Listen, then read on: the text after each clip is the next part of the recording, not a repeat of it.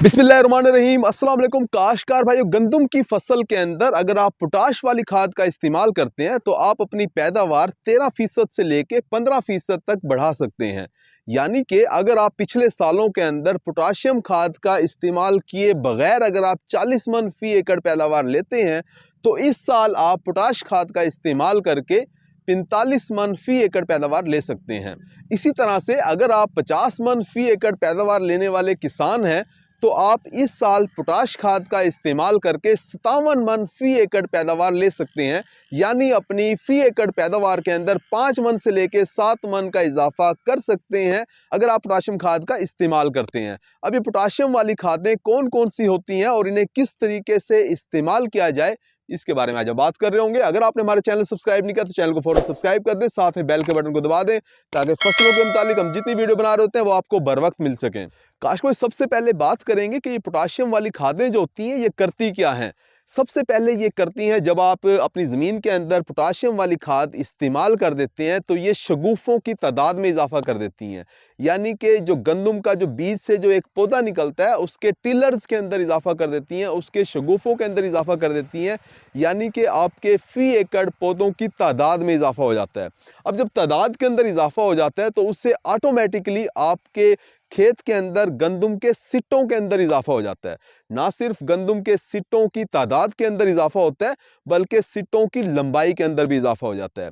Potassium खाद का इस्तेमाल करके आप सिट्टे की ना सिर्फ लंबाई को के अंदर इजाफा करते हैं बल्कि सिट्टे के अंदर दानों की तादाद में भी इजाफा हो जाता है। दानों के अंदर वजन आता है पोटाशियम खाद का इस्तेमाल करके। काश में पोटाश वाली खादें ऐसी खादें होती हैं जो आपकी फसल को बीमारियों से बचाती हैं। काश में पोटाश वाली खाद जो होती है वो ऐसी खाद होती है जो आपके पौधे के अंदर जितने भी निज़ाम चल रहे होते हैं, जो उसका सिस्टम चल रहा होता है पौधे के अंदर, उन तमाम सिस्टम्स को सही तरीके से चलाने के लिए पोटाशियम खाद की ज़रूरत होती है। काश में पोटाश वाली खाद वो खाद होती है जो आपकी फसल के अंदर, आपके खेत के अंदर अगर फसल को सोका भी लग जाए यानी पानी की कमी का शिकार भी हो जाए आपकी फसल, तो पौधे के अंदर पानी की कमी का एहसास पैदा नहीं होने देती। यानी आपके खेत के अंदर पानी की कमी ज़रूर होगी लेकिन पौधा अपने आप को प्यासा महसूस नहीं करेगा। काश कोई जब आप पोटाशियम खाद का इस्तेमाल करते हैं तो आपके जो पौधे होते हैं, आपकी जो फसल होती है वो बीमारियों के खिलाफ लड़ती है। यानी कूंगी की बीमारी को अगर आप देख लें तो उन खेतों के अंदर कूंगी की बीमारी कम हमला करेगी जिस खेत के अंदर आपने पोटाशियम खाद का इस्तेमाल किया होगा। अब अगर बात की जाए कि पोटाश वाली खादें कितनी अकसाम की होती हैं तो 2 अकसाम की आपको मार्केट के अंदर ज़्यादातर मिल रही होती हैं। एक एसओपी वाली खाद होती है और दूसरी एमओपी वाली खाद। इस साल खादों के रेट बहुत ज़्यादा हैं। हमारे जो काश्तकार हैं वो कुछ काश्तकार तो यूरिया के ऊपर अपनी गंदम की फसल को पकाने की कोशिश करेंगे जिससे पैदावार के अंदर शदीद नुकसान होगा। क्योंकि अगर आप अपनी गंदम की फसल के अंदर मुतवाज़न खादों का इस्तेमाल नहीं करते तो किसी भी सूरत आप गंदम की फसल से एक अच्छी पैदावार नहीं ले सकते।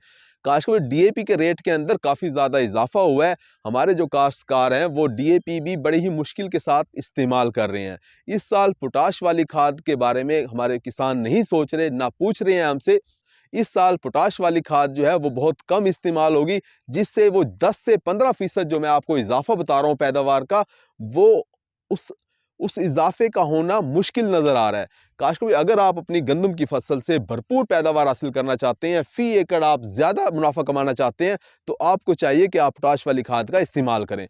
अब अगर आपको एसओपी खाद मार्केट के अंदर महंगी मिल रही है तो आप एमओपी खाद भी इस्तेमाल कर सकते हैं। एमओपी खाद भी पोटाश वाली ही खाद होती है, इसका रेट भी कम होता है। एमओपी खाद को आप अगर आपकी ज़मीन मैरा है तो आप एमओपी खाद इस्तेमाल करें, कोई मसला नहीं है। अगर आपकी ज़मीन कलराठी, शोरज़दा, नमकियात वाली नहीं है तो फिर आप एमओपी इस्तेमाल करें, कोई मसला नहीं है। अगर आपकी ज़मीन के अंदर, आपके रकबे के अंदर बागात नहीं है तो फिर आप एमओपी इस्तेमाल करें, कोई मसला नहीं है। अगर आपने गंदम की फसल के बाद अपने खेतों के अंदर आलू की फसल, टमाटर की फसल या तंबाकू की फसल, आप इस तरह की फसलें आपने नहीं लगानी तो फिर आप एमओपी खाद इस्तेमाल करें, कोई मसला नहीं है। काश कोई एमओपी खाद जो है वो एक सस्ती खाद है, एसओपी के मुकाबले में इसकी कीमत तकरीबन आधी होती है। तो एमओपी खाद की अगर एक बोरी आप फ़ी एकड़ गंदम की फसल में बिजाई के वक्त अगर आप डाल देते हैं तो आप अपनी फसल की पैदावार में 15% इजाफा कर लेते हैं। काश को एक और बात आपको बता दूं कि पोटाश वाली खाद जब आप अपनी फसल में इस्तेमाल करते हैं तो पौधे का कद बढ़ता है जिससे जानवरों के लिए जो तूड़ी है उसमें इजाफा होता है। लेकिन पौधा जो है वो कमज़ोर नहीं होता, तने को मजबूत करती है पोटाश वाली खाद, यानी आपकी जो फसल है वो गिरने से महफूज रहती है। काश, कोई उम्मीद है कि वीडियो आपको समझ आ गई होगी। अपना ख्याल रखिएगा। अल्लाह हाफिज़।